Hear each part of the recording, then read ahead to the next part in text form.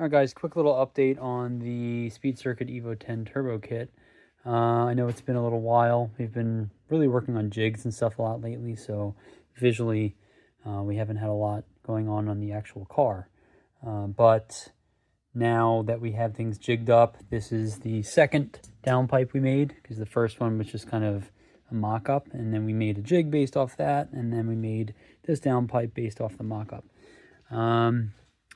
So here you can see it's 3.5 inches, and we have a special flange that we made that went from the turbo outlet all the way up.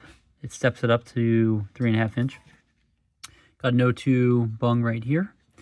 If you could see down here, you could see we have a 50 millimeter wastegate, which I don't think any other kits come with. I know some kits use twin, 38s or 40s or 44s or 45s, but we opted for a single 50. This way the plumbing is more simple. It's easier to work on. I mean, I could just touch the wastegate right here, and everything's going to be nice and tidy. The main thing I wanted with this kit is something that was easy to work on. So, for instance, in the past, we've had to work on turbo kits where we had to swap off wastegate springs, and it could take hours just to be able to get those things off, swap the springs, and then put them back on the car. It could be like a major undertaking. With this, it's literally, pull that clamp off and pull this out of the way, and you could, access a wastegate right there pretty easily. We were originally going to make it so you had the option to vent to atmosphere or recirculate with a wastegate, but since we have a 2-inch outlet, because it's a 50 millimeter wastegate, we might have to tie it into the downpipe, and we might not have an option at this point, but we'll see.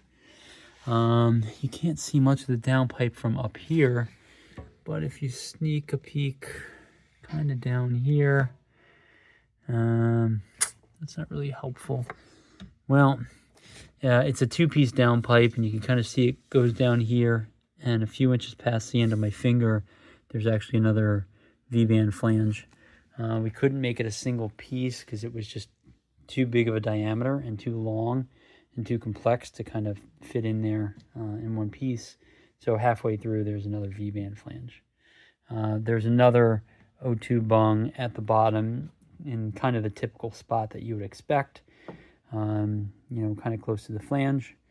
And it's really nice. So we have to finish the dump tube, basically, and we have to just make an AN line to go to the wastegate, because I don't believe in rubber or silicone lines or anything that's going to melt and cause an issue.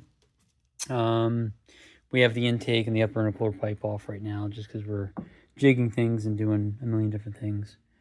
You can see we made a hard line for the water line there. We're really just trying to go all out and make this as nice as possible. So stay tuned, and hopefully we'll start taking orders on these this summer. Thanks, guys.